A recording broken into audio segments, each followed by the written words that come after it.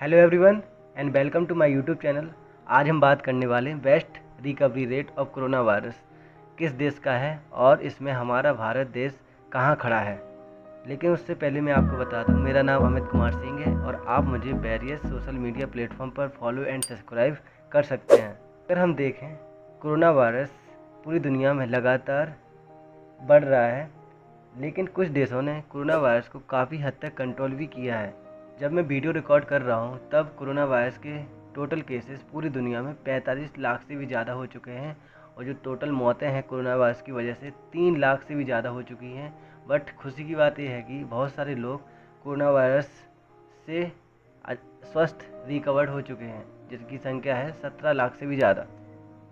मैंने सोचा नहीं था, शायद आपने भी नहीं सोचा होगा कि पूरी दुनिया में कोरोना वायरस की वजह से इतना नुकसान होगा, क्योंकि हम ऐसी दुनिया में जी रहे हैं जहाँ पर एक से बढ़कर एक university, medical college and research centre है एंड टेक्नोलॉजी है। तब भी कोरोना वायरस ने पूरी दुनिया में, चाहे आप हेल्थ सेक्टर की बात करें या इकोनॉमी की बात करें, बहुत नुकसान झेला है और अभी भी झेल रहे हैं। यूएसए में लगातार केसेस बढ़ रहे हैं। इसके पीछे कारण यह है कि वहाँ टेस्टिंग बहुत ज़्यादा हुई है। अगर हम बात करें यूनाइटेड स्टेट ऑफ अमेरिका में, अकेले ही 1 करोड़ से ज़्यादा टेस्टिंग हो चुकी है, जिससे अमेरिका में 14 लाख से भी ज़्यादा केस आ चुके हैं। उसके बाद अगर हम बात करें स्पेन की, स्पेन में अगर हम आपको बताएं, आपकी जानकारी के लिए, स्पेन की जो टोटल आबादी है वो लगभग 5 करोड़ के आसपास है, लेकिन जो स्पेन में टेस्ट हुए हैं वो 24 लाख से भी ज़्यादा हुए हैं। उसके बाद Russia, United Kingdom, Italy, Brazil, France, Germany, Turkey, Iran. पहले कुछ दिनों से इंडिया में जो कोरोना वायरस मरीजों की संख्या है लगातार तेज़ी से बढ़ रही है। कभी 4,000, कभी 5,000 केसेस आ रहे हैं। इसके पीछे एक रीज़न ये है कि इंडिया में जो कोरोना वायरस की टेस्टिंग है वो पहले के मुकाबले भी ज़्यादा हो रही है। बट अपन को इसमें संतुष्ट नहीं होना है, क्योंकि इंडिया की जो पॉपुलेशन है उसके कंपेरिजन में इंडिया में बहुत कम टेस्टिंग हुई है। अगर हम बात करें अमेरिका की, अमेरिका में जो टोटल आबादी है 32 करोड़ के आसपास है और वहाँ पे 1 करोड़ के आसपास टेस्टिंग हुई है। और इंडिया की जो आबादी है वो 1,35,000 के आसपास है और हमारे यहाँ जो टेस्टिंग हुई है वो लगभग 20 लाख के आसपास हुई। रैंक्स ऑफ कंट्रीज़, कम से कम 70,000 कोरोना वायरस केसेस। जर्मनी में अगर देखें टोटल केस 1,75,000 से ज़्यादा। जो टोटल डेथ्स हैं वो लगभग 8,000 के आसपास और जो टोटल रिकवर्ड हुए इनके 1,51,000 से भी ज़्यादा। और टोटल रिकवर्ड परसेंटेज की बात करें तो 87% के आसपास ईरान में जो रिकवर्ड होने की परसेंटेज है वो 79% के आसपास है, जो कि बहुत इम्प्रेसिव है, क्योंकि ईरान ऐसी कंट्री है जिस पर बहुत सारी कंट्रियों ने आर्थिक प्रतिबंध लगाए हुए हैं, जैसे अमेरिका हुआ या यूरोप की बहुत सारी कंट्री।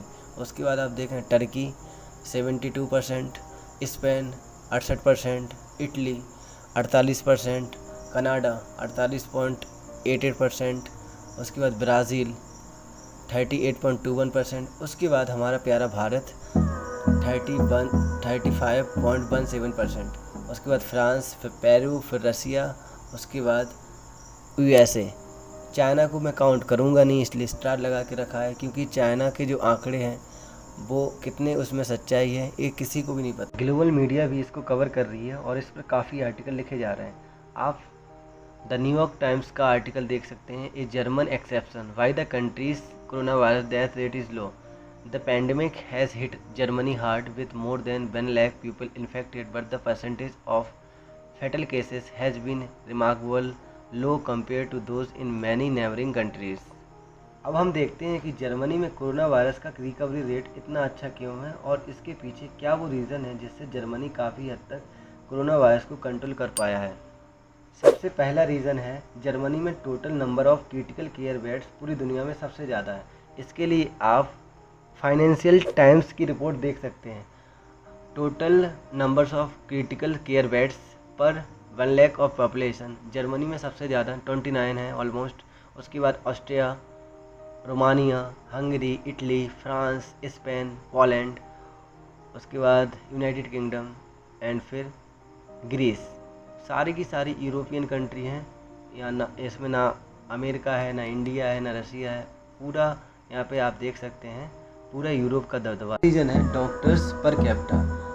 वर्ल्ड एटलस रिपोर्ट के अनुसार जो कतर देश है उसमें डॉक्टर पर कैपिटा 78 है। उसके बाद आप देखें क्यूबा 67.2। उसके बाद आप देखें स्पेन में काफ़ी डॉक्टर हैं, लगभग 50। रसिया की काफ़ी इम्प्रेसिव रैंक है, 43 डॉक्टर है पर कैपिटा में। उसके बाद आप देखें स्विट्ज़रलैंड 41। उसके बाद आप देखें अगली रैंक स्वीडन, फिर नेदरलैंड, और यहाँ पे आप जर्मनी देखें, जर्मनी में भी ऑलमोस्ट 39 डॉक्टर हैं पर कैपिटा में। और आपकी जानकारी के लिए बता दें, भारत में पर कैपिटा में यानी 10,000 लोगों में सिर्फ 6 डॉक्टर हैं। अब हम लोग जर्मनी यानी डॉइचलैंड के बारे में कुछ इंटरेस्टिंग फैक्ट जान लेते हैं। जर्मनी का सबसे बड़ा शहर और कैपिटल बर्लिन है। यहाँ पे जो भाषा है वो जर्मन यानी डॉइच बोली जाती है। यहाँ की करेंसी यूरो है क्योंकि जर्मनी यूरोपियन यूनियन का मेंबर है। Germany is western European country with a landscape of forests, reverse and mountains range. The population of Germany is around 8.2 crore यानी 82 million people. The economy of Germany is $4 trillion which is largest in Europe and fourth in the world after USA, China and Japan। Germany की जो अर्थव्यवस्था है दुनिया में चौथे number पे है और यूरोप में सबसे ज़्यादा है, अमेरिका, चाइना एंड जापान के बाद। Large German companies include BMW, Adidas, Puma, Mercedes Benz, Audi, Volkswagen and many more. एक बार हम लोग जर्मनी को बड़े मैप में देख लेते हैं, और ये है एशिया का मैप और ये है हमारा इंडिया, और हम लोगों को जाना पड़ेगा यूरोप कॉन्टिनेंट। यूरोप कॉन्टिनेंट के लिए हमें इंडिया से चलना पड़ेगा नॉर्थ वेस्ट डायरेक्शन की ओर। तो हम नॉर्थ वेस्ट डायरेक्शन की ओर चलते हैं, और यहाँ पे आप देखें इंडिया के बाद ईरान, टर्की, फिर यहाँ पे ग्रीस, इटली, और यहाँ पे हम फाइनली पहुँच गए यूरोप कॉन्टिनेंट में।